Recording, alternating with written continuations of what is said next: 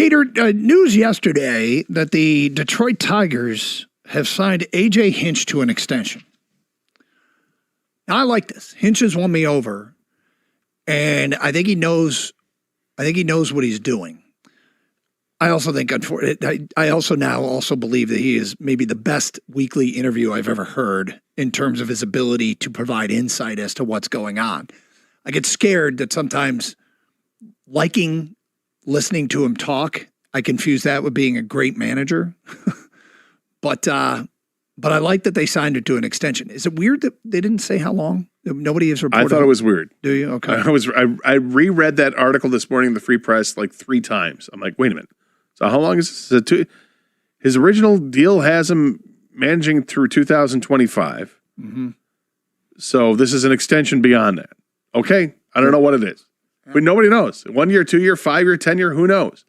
What I do like about it is that Scott Harris, he likes A.J. Hinch. Yep. A.J. Hinch likes Scott Harris.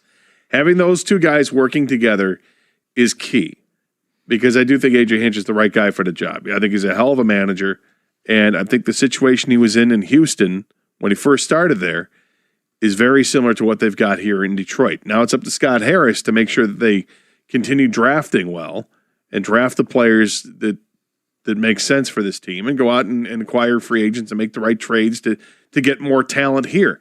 That's what Houston did very well. And Houston did it really with an international market too, which the Tigers have gotten into, but haven't reaped giant benefits out of it yet. So hopefully this is going to change. The Major League Baseball draft lottery is tonight. And the Detroit Tigers have the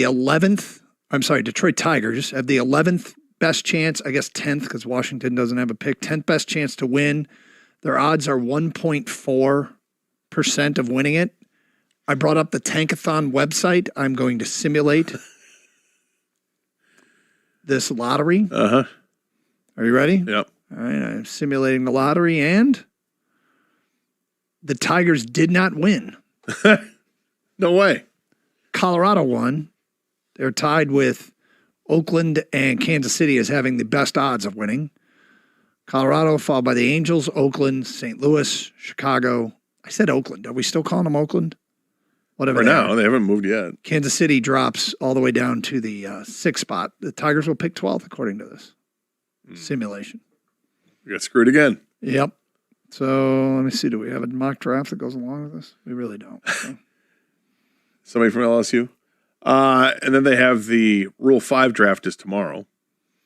So who do we leave exposed on that one? It's the kid, right? That we really don't want to lose, but nobody would keep him on the Major League roster for a year. I forget. Was it a pitcher? Is that who it was? No, it was one of our international players. Oh, I'm sorry. Yeah,